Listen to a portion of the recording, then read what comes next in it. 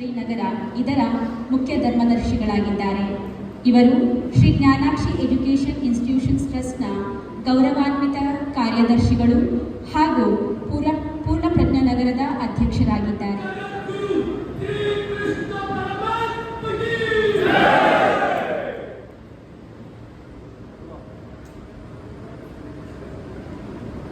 ಶ್ರೀರಾಮದೂತಂ ಶಿರಸಾ ನಮಾಮಿ. ವೇದಿಕೆ ಮೇಲಿರತಕ್ಕಂತಹ ಎಲ್ಲ ಗಣ್ಯರಿಗೆ ಹಾಗೂ ಇಲ್ಲಿ ಆಸೀನರಾಗಿರತಕ್ಕಂತಹ ಎಲ್ಲ ದೇವಸ್ಥಾನದ ಧರ್ಮದರ್ಶಿಗಳು ಹಾಗೂ ಪೂಜೆ ಮಾಡತಕ್ಕಂತಹ ಎಲ್ಲ ಮಹನೀಯರಿಗೆ ನನ್ನ ನಮಸ್ಕಾರವನ್ನು ತಿಳಿಸ್ತಾ ನನ್ನ ಎರಡು ಮಾತನ್ನು ಈ ವೇದಿಕೆಯಲ್ಲಿ ಪ್ರಸ್ತಾವನೆ ಮಾಡಲಿಕ್ಕೆ ಇಷ್ಟಪಡ್ತೀನಿ. ಹಿಂದೂ ಜನಜಾಗೃತಿ ಸಮಿತಿಯವರು ಈ ಒಂದು ದೇವಸ್ಥಾನದ ಒಂದಾಗಬೇಕು, ದೇವಸ್ಥಾನ ಒಳಗತಕ್ಕಂತಹ ಎಲ್ಲ ಒಂದು ಕಷ್ಟ ಪರಿಸ್ಥಿತಿಗಳನ್ನು ಎದುರಿಸಲಿಕ್ಕೆ ನಾವೆಲ್ಲ ಒಂದಾಗಬೇಕು ಅಂತೇಳಿ ಈ ಹಿಂದೂ ಜನಜಾಗೃತಿ ಸಮಿತಿಯವರು ಈ ಒಂದು ಸಂಘಟನೆಯನ್ನು ಏರ್ಪಾಡು ಮಾಡಿರತಕ್ಕಂಥದ್ದು ಬಹಳ ಶ್ಲಾಘನೀಯವಾದದ್ದು. ಇದು ಬಹಳ ತಡವಾಗಿದೆ, ನಾವು ಬಹಳ ತಡವಾಗಿ ಇದನ್ನು ಮಾಡ್ತಾ ಇದ್ದಾರೆ. ಯಾಕೆಂತ ಹೇಳಿದ್ರೆ ದೇವಸ್ಥಾನಗಳಿಗೆ ಬಹಳ ವರ್ಷಗಳಿಂದ ಈ ಒಂದು ತೊಂದರೆಗಳು ತೊಡಕುಗಳು ಬಹಳಷ್ಟು ಇದ್ದೇವೆ. ಬಟ್ ಇವಾಗ ಎಲ್ಲರಿಗೂ ಇದರ ಬಗ್ಗೆ ಸ್ವಲ್ಪ ಬಿಸಿ ಮೂಡ್ತಾ ಇದೆ. ಇದು ದೇವಸ್ಥಾನಗಳಿಗೆ ಮಾತ್ರ ಅಲ್ಲ, ಇದು ಎಲ್ಲ ಮಠಾಧೀಶರಿಗಳಿಗೂ ಕೂಡ ಎಲ್ಲ ಪೀಠಾಧಿಪತಿಗಳು ಸಹಿತ ಈ ಬಿಸಿ ಮೂಡ್ತಾ ಇದೆ. ಇದು ಬರೀ ದೇವಸ್ಥಾನ ಸಂಘಟನೆ ಅಲ್ಲ, ಇದು ಪೀಠಾಧಿಪತಿಗಳ ಸಂಘಟನೆ ಕೂಡ ಆಗಬೇಕು ಅನ್ನೋದು ಒಂದು ನಡೀತಾ ಇದೆ. ಪುನಃ ಈ ಒಂದು ನಮ್ಮ ಹಿಂದೂ ಧರ್ಮ ಅಥವಾ ಸನಾತನ ಧರ್ಮ ಏನಿದೆ ಅದು ಪೂರ ಕಳ್ಕೊಂಡ್ಬಿಟ್ಟಿದೆ. ನಾವು ಪಾಶ್ಚಾತ್ಯ ಒಂದು ಸಂಸ್ಕೃತಿಯನ್ನು ಅಳವಡಿಸಿಕೊಂಡು ನಮ್ಮಲ್ಲಿ ಬಹಳಷ್ಟು ಆಳವಾಗಿ ಬೇರೂರಿ ಬಿಟ್ಟುಬಿಟ್ಟಿದೆ. ಇದನ್ನು ತೆಗಿಬೇಕಾದ್ರೆ ನಮ್ಮನ್ನು ಕಂಡ್ರೆ ನಮಗೆ ನಾಚಿಕೆ ಆಗುತ್ತೆ. ಈ ಒಂದು ಬಿಸಿ ಈಗ ತಗ್ತಾ ಇದೆಯಾ ನಮಗೆ, ಇಲ್ಲಿ ತನಕ ನಾವು ಏನು ಮಾಡ್ತಾ ಇದ್ದೀವಿ ಅನ್ನೋದನ್ನು ಬಹಳಷ್ಟು ನಾವು ಕುಲುಕುಷವಾಗಿ ನಮ್ಮನ್ನು ನಾವೇ ಪ್ರಶ್ನೆ ಮಾಡಿಕೊಳ್ಳುವಂಥ ಪರಿಸ್ಥಿತಿಯಲ್ಲಿದ್ದೇವೆ. ನಾವೇ ಅನಾಥರಾಗಿ ಬಿಟ್ಟಿದ್ದೀವಿ. ನಾವೇ ಒಂದು ಥರ ನಮ್ಮನ್ನು ನಾವೇ ಕೀಳುಮಟ್ಟಕ್ಕೆ ತಳ್ಕೊಂಡಿದ್ದೀವಿ ಅಂತ ನಾವು ಒಂದು ಅಭಿಪ್ರಾಯ ಬರ್ತಾ ಇದೆ. ಆದರೂ ಸಹಿತ ನಾನು ಈ ಒಂದು ಹಿಂದೂ ಜನಜಾಗೃತಿ ಸಮಿತಿಯವರಿಗೆ ಋಣಿಯಾಗಿದ್ದೇವೆ. ಯಾಕೆ ಅಂತ ಹೇಳಿದರೆ ತಡವಾಗಿ ಆದರೂ ಕೂಡ ಈಗ ನಾವು ಎಚ್ಚೆತ್ತಿ ಈ ಒಂದು ಸಂಘಟನೆ ಮಾಡ್ತಾ ಇದ್ದಾರೆ. ಅವರು ಹೇಳಿದರು 1,80,000 ದೇವಸ್ಥಾನಗಳಿದ್ದಾವೆ ಅಂತ.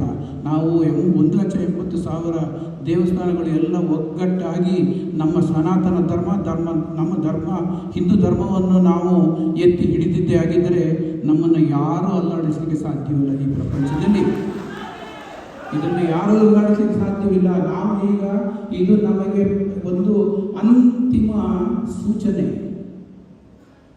ಈಗ ನಾವು ಮರೆತು ನಿಂತಿದ್ದೇವೆ, ಆದರೆ ನಾವು ಹಿಂದುಳಿದಿದ್ದೇ ಆದರೆ ನಮಗೆ ಏಳಿಗೆ ಇಲ್ಲ. ಇನ್ನು ಮುಂದೆ ನಾವು ಹಿಂದೂಗಳಂತ ಕರೆಯುವಂಥದ್ದನ್ನು ನಾವು ಕಳ್ಕೊಳ್ಬೇಕಾಗುತ್ತೆ. ಅದರಿಂದ ನಾವೆಲ್ಲರೂ ಸಹಿತ ಬಹಳ ಜಾಗೃತಿಯಾಗಿ ಇದರಿಂದ ಮುಂದುವರಿಬೇಕು. ನಾವು ಏನು ಇಂದು ಸಮಿತಿಯವರು ಈ ಒಂದು ಸಂಘಟನೆ ಮಾಡಿದ್ದಾರೆ, ಇದು ಒಂದು ಪರಿಷತ್ತು ಮಾಡ್ತಾ ಇದ್ದಾರೆ, ಅಥವಾ ಇದನ್ನು ಏನೋ ಒಂದು ಅಸೋಸಿಯೇಷನ್, ಆಲ್ ಕರ್ನಾಟಕ ದೇವಸ್ಥಾನಗಳ ಎಲ್ಲ ಕರ್ನಾಟಕದಲ್ಲಿರ್ತಕ್ಕಂಥ ಎಲ್ಲ ದೇವಸ್ಥಾನಗಳ ಸಂಘಟನೆ ಸಂಘ ಅನ್ನೋದನ್ನು ಒಂದು ರಿಜಿಸ್ಟರ್ ಮಾಡ್ತೀವಿ ಅಂತ ಅವರು ಹೇಳಿದ್ದಾರೆ. ಇದು ಬಹಳಷ್ಟು ಒಳ್ಳೆಯ ಈ ಒಂದು ಈ ಒಂದು ಸಂಘಟನೆ ಇವತ್ತು ಸೇರಿದೆ. ಈ ಒಂದು ಡಿಸಿಷನ್ ಏನು ಮಾಡಿದ್ದೀರಿ ಇದು ತುಂಬ ಒಳ್ಳೆಯದು, ಇದು ಬೇಕಾಗಿರ್ತಕ್ಕಂಥದ್ದು. ಇದು ಅತಿ ಬೇಗ ನೀವು ಶುರು ಮಾಡಿ ಎಲ್ಲರೂ ಕೂಡ ನಾವು ಅದಕ್ಕೆ ನಿಮಗೆ ಇದು ಏನು ಸಪೋರ್ಟ್ ಆಗಿ ಅಥವಾ ಸಹಕರಿಸ್ತೀವಿ, ನಿಮಗೆ ಎಲ್ಲ ಥರದ ಬೆಂಬಲ ಕೊಡ್ತೀವಿ. ನಾವೆಲ್ಲ ಒಂದಾಗಿ ನಮ್ಮ ಏನು ಇವತ್ತು ಒಂದು ದೇವಸ್ಥಾನಕ್ಕೆ ಏನಾದರೂ ಒಂದು ತೊಂದರೆ ಆದರೆ ಎಲ್ಲ ದೇವಸ್ಥಾನಗಳು ಒಂದಾಗಿ ಬರಬೇಕು. ಇಲ್ಲಿ ತನಕ ಅವ್ರಿಗಾದ್ರೆ ಆಗಲಿ ಬಿಡಪ್ಪ, ಅವ್ರದ್ದಲ್ವ ನಮ್ದಾಗಲಿಲ್ಲಲ್ಲ ಅಂತೇಳಿ ಇದು ನಮ್ಮ ದೇವಸ್ಥಾನಕ್ಕೆ ಆಗಲಿಲ್ವ ಅನ್ನೊಂದು ಅಭಿಪ್ರಾಯದಲ್ಲಿದ್ದಾವೆ. ಅದೆಲ್ಲ ಹೋಗಬೇಕು. ಒಂದು ದೇವಸ್ಥಾನಕ್ಕಾದರೆ ಎಲ್ಲ ದೇವಸ್ಥಾನದವರು ಬಂದು ನಿಂತಿರಬೇಕು. ಒಳ್ಳೆಯದಕ್ಕೆ, ಒಳ್ಳೆಯ ಕಾರ್ಯಗಳಿಗೆ. ಸೊ ಅದರಿಂದ ನಾನು ನಮ್ಮ ಹಿಂದೂ ಜನಜಾಗೃತಿ ಸಮಿತಿಯವರಿಗೆ ಮೊದಲನೆಯಾಗಿ ನನ್ನ ಒಂದು ಸಂತೋಷವನ್ನು, ನನ್ನ ಗೌರವವನ್ನು ಸಮರ್ಪಣೆ ಮಾಡಲಿಕ್ಕೆ ಇಷ್ಟಪಡ್ತೀನಿ. ಕೋರ್ ಕಮಿಟಿನಲ್ಲಿ ಜಿಲ್ಲೆಯಲ್ಲಿ ಎಲ್ಲರತಕ್ಕಂಥ ಬೇರೆ ಬೇರೆ ರಾಜ್ಯಗಳಿಂದ ಮಾಡಿದ್ದಾರೆ, ತುಂಬ ಒಳ್ಳೆಯದು. ಅವರೆಲ್ಲರೂ ಸಹಿತ ಹುಮ್ಮಸ್ಸಿನಿಂದ ಬಂದಿದ್ದಾರೆ ಅಂತ ಹೇಳಿದರು. ಎಲ್ಲರೂ ಅವರೇ ಸ್ವತಃ ಅವರು ನಾನು ನಿಂತು ಕೆಲಸ ಮಾಡ್ತೀನಿ ಅಂತ ಬಂದಿದ್ದಾರೆ. ಅವರಿಗೆ ನಮ್ಮ ಕೃತಜ್ಞತೆಯನ್ನು ನನ್ನ ಪರವಾಗಿ ಹೇಳಲಿಕ್ಕೆ ಇಷ್ಟಪಡ್ತೀನಿ.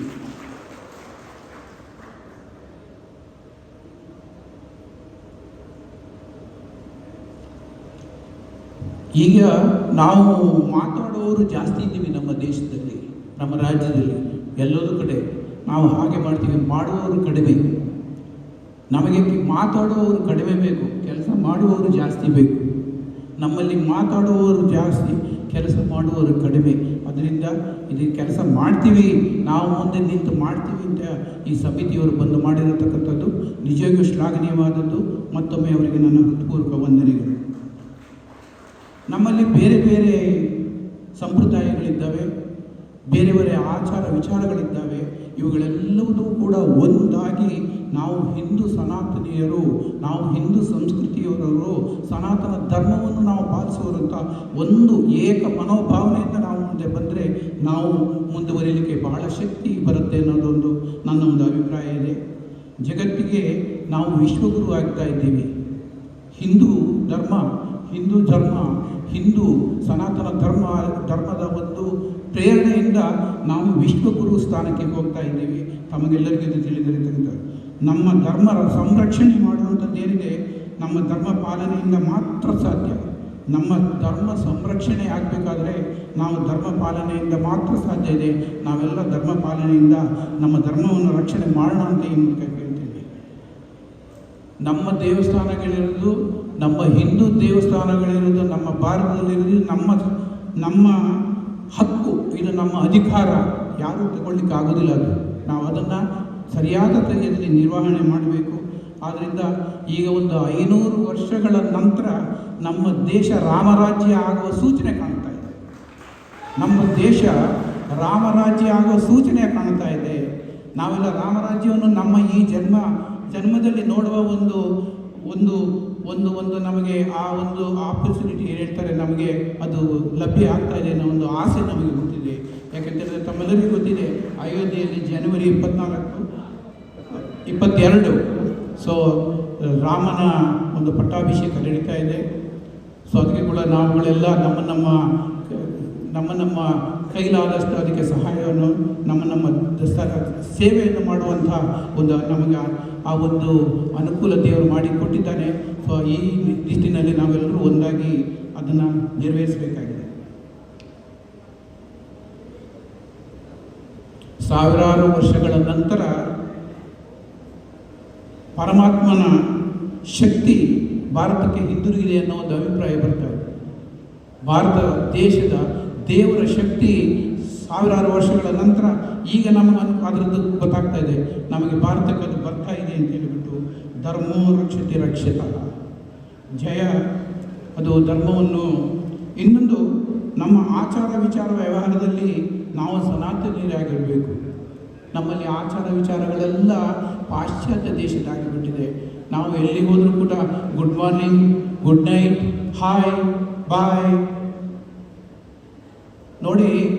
ನಾನು ಅವರು ಹೇಳಿದ ಹಾಗೆ ನಾನು ಯಾವ ಒಂದು ಏನು ಹೇಳ್ತಾರೆ ಈ ಒಂದು ಲೈನಲ್ಲಿಲ್ಲ. ನಾನು ಆಡಿಟ್ರು. ಬೇಸಿಕಲಿ ನನ್ನ ವೃತ್ತಿ ನಾನು ಲೆಕ್ಕ ಪರಿಶೋಧಕ, ಚಾರ್ಟರ್ಡ್ ಅಕೌಂಟೆಂಟ್.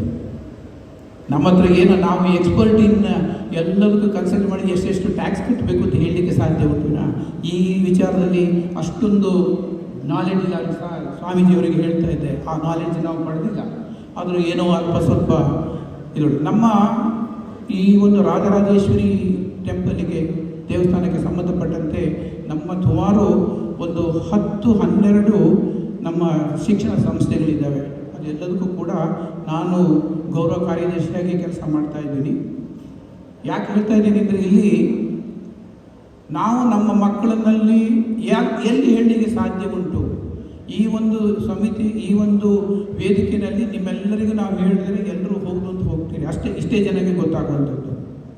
ಆದರೆ ನಮ್ಮಲ್ಲಿ ಅದು ಈ ಒಂದು ಮೂಲತಃ ಬರಬೇಕಾಗಿದೆ, ಮೂಲದಿಂದ ನಾವು ಬರಬೇಕಾಗಿದೆ.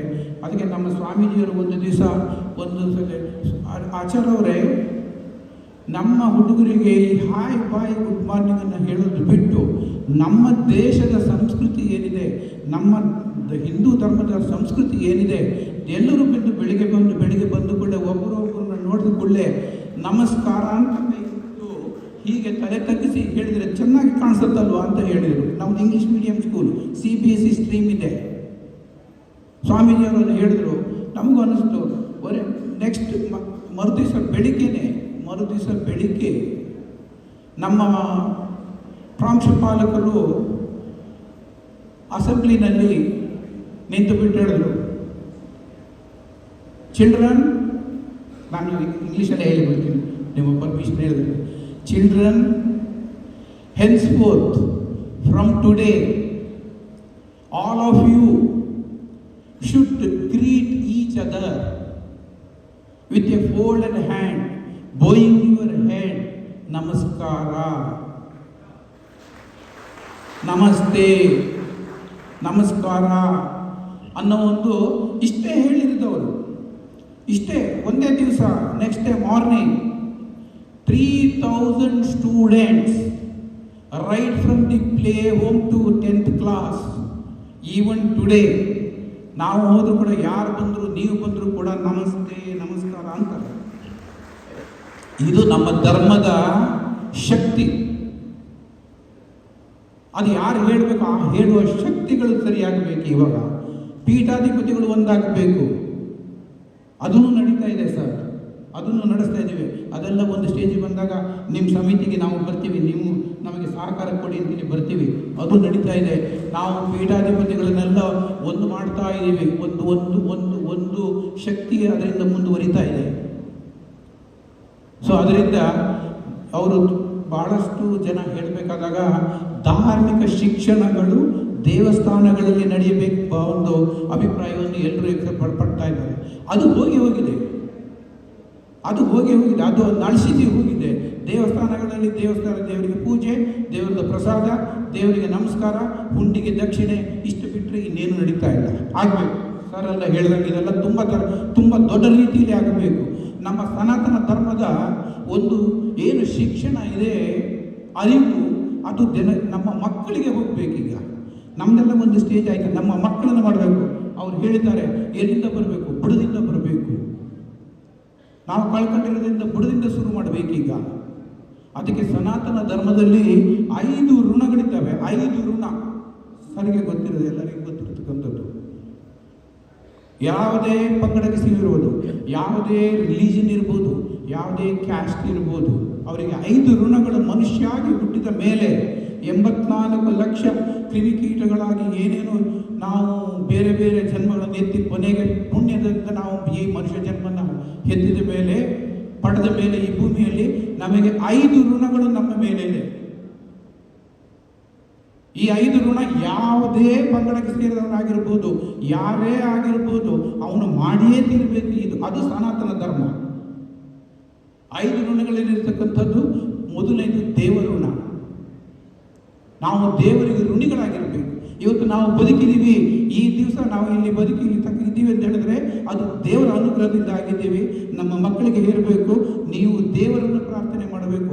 ಬೆಳಿಗ್ಗೆ ದೇವರನ್ನು ಪ್ರಾರ್ಥನೆ ಮಾಡಬೇಕು, ಸಾಯಂಕಾಲ ದೇವರನ್ನು ಪ್ರಾರ್ಥನೆ ಮಾಡಬೇಕು. ನಾವೆಲ್ಲ ನಮ್ಮ ಹಿಂದಿನ ಕಾಲದಲ್ಲಿ ನಮಗೆಲ್ಲ ಅದನ್ನೇ ಹೇಳಿಕೊಟ್ಟಿರೋದು. ಅದರಿಂದ ನಾವು ಈ ರೀತಿ ಇದ್ದೀವಿ. ಈಗ ದೇವಋಣ. ಎರಡನೇದು ಋಷಿ ಋಣ, ಗುರುಗಳು. ಇವತ್ತು ನಾವು ಇವರೆಲ್ಲ ಮಾತಾಡಬೇಕಾದಾಗ ಒಂದು 2 ಜ್ಞಾನ ಬಂತು ನಮಗೆ. ಅವರೆಲ್ಲ ಗುರುಗಳು, ಸಾವಿರಾರು ಗುರುಗಳಿದ್ದಾರೆ ನಮಗೆ ನಮ್ಮ ಜೀವನದಲ್ಲಿ ಇರತಕ್ಕಂಥದ್ದು. ಗುರು ಋಣ, ಅವರುಗಳಿಗೆ ನಮ್ಮ ಮೇಲೆ ನಮ್ಮ ಋಣ ಇದೆ ಅವರಿಗೆ. ನಾವು ಋಣ ತೀರಿಸಬೇಕು ಗುರುಗಳ ಋಣಗಳನ್ನು. ಮೂರನೇದು ಪಿತೃ ಋಣ, ಮಾತೃ ಋಣ, ತಂದೆ ತಾಯಿಗಳು. ನಮಗೆ ಜನ್ಮ ಕೊಟ್ಟ ತಂದೆ ತಾಯಿಗಳಿಗೆ ನಾವು ಋಣ ಇದ್ದೀವಿ. ತಮ್ಮೆಲ್ಲರಿಗೂ ಗೊತ್ತಿದೆ ನಮ್ಮ ತಂದೆ ತಾಯಿಗಳನ್ನ ಎಲ್ಲೆಲ್ಲಿ ಇಡ್ತಾ ಇದ್ದೀವಿ, ಯಾವ ಥರ ಟ್ರೀಟ್ ಮಾಡ್ತಾ ಇದ್ದಾರೆ ಅನ್ನೋದನ್ನು ಎಲ್ಲ ಕಡೆ ನೋಡ್ತಾ ಇದ್ದೀವಿ. ಆಸ್ತಿಗೋಸ್ಕರ ತಂದೆ ತಾಯಿಗಳನ್ನು ಕೊಂದವರು ಎಷ್ಟು ಜನ ಇದ್ದಾರೆ. ನೋಡ್ಕೊಳಕ್ಕಾಗಲ್ಲ ತಂದೆ ತಾಯಿಗಳನ್ನು ನಮ್ಮ ಒಂದು ಓಲ್ಡ್ ಏಜ್ ಹೋಮಿಗೆ ಕಳಿಸಿದವರು ಎಷ್ಟಿದ್ದಾರೆ. ಸೊ ಅದರಿಂದ ಆ ಋಣಗಳ ಬಗ್ಗೆ ನಮ್ಮ ಮಕ್ಕಳಿಗೆ ಹೇಳ್ಕೊಡ್ಬೇಕಾಗಿದೆ. ಈಗ ಪಿತೃ ಋಣ, ಮಾತೃ ಋಣ, ಮನುಷ್ಯ ಋಣ. ನಾವು ಬದುಕಿದ ಮೇಲೆ ನಾವು ಒಬ್ಬರೇ ಬದುಕುವ ಅಧಿಕಾರ ನಮಗಿಲ್ಲ. ಇಲ್ಲಿ ನಾವು ಬೇರೆಯವರು ಕೂಡ ನಮ್ಮವರಾಗಿ ತೆಗೆದುಕೊಂಡು ಹೋಗಬೇಕು, ಸ್ನೇಹಿತರಾಗಿ ತೆಗೆದುಕೊಂಡು ಹೋಗಬೇಕು, ಸಂಬಂಧಿಕರಾಗಿ ತೆಗೆದುಕೊಂಡು ಹೋಗಬೇಕು, ಎಲ್ಲರೂ ನಮ್ಮ ಬಾಂಧವರು, ಬಂಧು ಬಾಂಧವರಾಗಿ ತೆಗೆದುಕೊಂಡು ಹೋಗಬೇಕು. ಅದು ನಮ್ಮ ಮನುಷ್ಯ ಋಣ, ನಮಗಿರತಕ್ಕಂಥ ಋಣ. ಮೂರನೇದು, ಐದನೇದು ಭೂತ ಋಣ, ಪ್ರಕೃತಿ ಋಣ. ಭೂತ ಋಣ, ಪ್ರಕೃತಿ ಋಣ. ಮನುಷ್ಯರಲ್ಲದೆ ಇರತಕ್ಕಂಥದ್ದು ಎಲ್ಲ ನದಿಗಿರ್ಬೋದು, ಪ್ರಾಣಿಗಳಿರ್ಬೋದು, ಮರಗಳಿರ್ಬೋದು, ಯಾವುದೇ ಸೃಷ್ಟಿ, ದೇವರ ಸೃಷ್ಟಿಯಲ್ಲಿರ್ತಕ್ಕಂಥದ್ದು ಎಲ್ಲದಕ್ಕೂ ಸಹಿತ ನಮಗೆ ಋಣಗಳಿದ್ದಾವೆ. ಅವುಗಳೇನು ಪ್ರಕೃತಿ ಸರಿ ಇಲ್ಲದೆ ಇದ್ದಿದ್ರೆ ಇವತ್ತು ನಾವು ಬದುಕಲಿಕ್ಕೆ ಆಗೋದಿಲ್ಲ. ಅವು ಮೇಲೆ ಸಹಿತ ನಮಗೆ ಋಣಗಳಿದೆ. ಈ 5 ಋಣಗಳ ಬಗ್ಗೆ ನಮ್ಮ ಈ ದೇವಸ್ಥಾನ ಏನಿದ್ದಾವೆ ಎಲ್ಲ ದೇವಸ್ಥಾನಗಳಲ್ಲಿ ಇದು ನಡಿಬೇಕು. ದಿವಸ ಅಲ್ಲಿ ಇರತಕ್ಕಂಥ ಸುತ್ತಮುತ್ತಲಿನ ಜನಗಳು ಅದನ್ನು ಬಂದು ಮಕ್ಕಳನ್ನು ಕರ್ಕೊಂಡು ಬಂದು ಅದನ್ನು ಹೇಳಬೇಕು, ತಿಳಿಬೇಕು. ಆವಾಗಲೇ ನಾವು ನಮ್ಮ ಈ ಸನಾತನ ಧರ್ಮದ ಒಂದು ಫೌಂಡೇಶನನ್ನು ನಾವು ಹಾಕಲಿಕ್ಕೆ ಸಾಧ್ಯ ಉಂಟು ಎಂಬ ಈ ಒಂದು 2 ಮಾತನ್ನು ಹೇಳಿ, ಧರ್ಮ ರಕ್ಷತೆ ರಕ್ಷತೆ. ಜಯ ಮಾತಾ ರಾಜರಾಜೇಶ್ವರಿ, ಜಯ ಶ್ರೀರಾಮ್, ಜಯ ಶ್ರೀಕೃಷ್ಣ, ಜಯ ಭಾರತಾಂಬೆ, ಜಯ ಕರ್ನಾಟಕ. ಕೊನೆಯದಾಗಿ ಈ ಒಂದು ನಾನು ಐ ಆಮ್ ರೆಪ್ರೆಸೆಂಟಿಂಗ್, ನಾನು ನನ್ನ ರಾಜರಾಜೇಶ್ವರಿ ದೇವಸ್ಥಾನದ ಪರವಾಗಿ ಹಾಗೂ ನಮ್ಮ ಗುರುಗಳಾದ ಶ್ರೀ ಶ್ರೀ ಶ್ರೀ ಜಯೇಂದ್ರಪುರಿ ಸ್ವಾಮೀಜಿಯವರ ಪರವಾಗಿ ನಾನು ಇಲ್ಲಿ ಬಂದಿದ್ದೀನಿ. ಇವರು ಸಮಿತಿಯವರು ಬಂದುಬಿಟ್ಟು ಈ ಥರ ನಾವು ಈ ಒಕ್ಕೂಟವನ್ನು ಮಾಡಬೇಕು ಅಂತ ಬಂದು, ಸಂಘಟನೆಯನ್ನು ಮಾಡಬೇಕು ಅಂತ ಬಂದು ಕೇಳಿದ್ರು. ಸ್ವಾಮೀಜಿಯವರು ಬಹಳಷ್ಟು ಸಂತೋಷಪಟ್ಟರು. ಅವ್ರು ಹೇಳಿದರು, ಸ್ವಾಮೀಜಿಯವರು ಹೋಗಿ ಆಚಾರ್ಯವ್ರನ್ನ ಮೀಟ್ ಮಾಡಿ ಅಂತ ಹೇಳಿದರು. ಅವರಲ್ಲಿ ಪ್ರಾಮಿಸ್ ಮಾಡಿಬಿಟ್ಟು ಇಲ್ಲಿ ಕಳಿಸ್ಬಿಡ್ತಾರೆ, ಆಚಾರ್ಯವರೇ ಹೀಗೆ ಹೇಳಿದ್ದೀನಿ ನೋಡ್ಕೊಳ್ಳಿ ಅಂತ.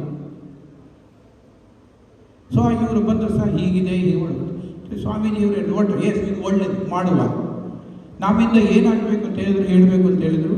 ಅವರುಗಳೆಲ್ಲ ಸೇರಿ ಇಲ್ಲಿ ಒಂದು ಏರ್ಪಾಡಾಗಿದೆ, ನಿಮ್ಮಿಂದ ಭೋಜನದ ಏರ್ಪಾಡಾಗಬೇಕು ಅಂತೇಳಿ ಸ್ವಾಮೀಜಿಯವ್ರ ಹತ್ರ ಹೇಳಿದೆ. ನೀವು ಅವರಿಗೆ ಏನು ಬೇಕೋ ಏನು ಬೇಕಾದ್ರೂ ಮಾಡಿ ಅಂತ ಹೇಳಿದ್ರು. ಏನು ಬೇಕಾದರೂ ಮಾಡಿ ಅವರಿಗೆ ನಾವು ಇದನ್ನು ಈ ಒಂದು ನಮಗೆ ಇದು ನಡಿಬೇಕು, ನಮ್ಮ ರಾಜ್ಯದಲ್ಲಿ ನಡಿಬೇಕು, ನಮ್ಮ ದೇಶದಲ್ಲಿ ನಡಿಬೇಕು, ನಮ್ಮಿಂದ ಹಿಂದಿನಿಂದ ನಾವು ಏನು ಬೇಕಾದರೂ ಸಪೋರ್ಟ್ ಮಾಡೋಣ ಅಂತೇಳಿ ಹೇಳಿ ಇವತ್ತಿನ 2 ದಿವಸದ ವ್ಯವಸ್ಥೆ ಏನು ಭೋಜನದ ವ್ಯವಸ್ಥೆ ಪೂರ್ಣ ಒಂದು ರೆಸ್ಪಾನ್ಸಿಬಿಲಿಟಿನ ನಮ್ಮ ದೇವಸ್ಥಾನದಲ್ಲಿ ತಗೊಂಡು ಮಾಡ್ತಾ ಇದ್ದೀವಿ. ನಾವು ಮಾಡಿದ್ದೀವಿ ಅಂತ ಹೇಳಲಿಕ್ಕೆ ಇಲ್ಲಿ ಬಂದಿಲ್ಲ, ನಾವು ಮಾಡಿದ್ದೀವಿ ಅಂತ ಹೇಳಲಿಕ್ಕೆ ಬಂದಿಲ್ಲ. ಯಾಕಂತ ಹೇಳಿದರೆ ನಾವು ಇವ್ರುಗಳಾಗೆ ಮುಂದೆ ನಿಂತು ಬರಲಿಕ್ಕೆ ಸಾಧ್ಯ ಇಲ್ಲದೇ ಇರೋದ್ರಿಂದ ಇವತ್ತಿಗೆ ಸಮಿತಿಯವರಿಗೆ ತಮ್ಮೆಲ್ಲರಿಗೆ ಏನು ಹೇಳಲಿಕ್ಕೆ ಬಯಸಿದ್ದೀವಿ ಅಂತ ಹೇಳಿದರೆ, ನಿಮ್ಮ ಜೊತೆಗೆ ನಾವು 100ಕ್ಕೆ 100% ನಿಮ್ಮ ಜೊತೆಗೆ ಇದ್ದೀವಿ. ಮುಂದೆ ಇಲ್ಲದೆ ಇರ್ಬೋದು, ಬಟ್ ಹಿಂದಿನಿಂದ ನಾವು ನಿಮ್ಮನ್ನು ಸಪೋರ್ಟ್ ಮಾಡ್ತೀವಿ ಅಂತ ಹೇಳಿ ನಮ್ಮ ಸಪೋರ್ಟ್ ನಿಮಗೆ ಸಹಕಾರ ಯಾವಾಗಲೂ ಇದೆ ಅಂತ ಹೇಳಿಬಿಟ್ಟು ಈ ಮೂಲಕ ತಿಳಿಸಿ ನನ್ನ 2 ಮಾತನ್ನು ಮುಗಿಸ್ತೀನಿ. ನಮಸ್ಕಾರ.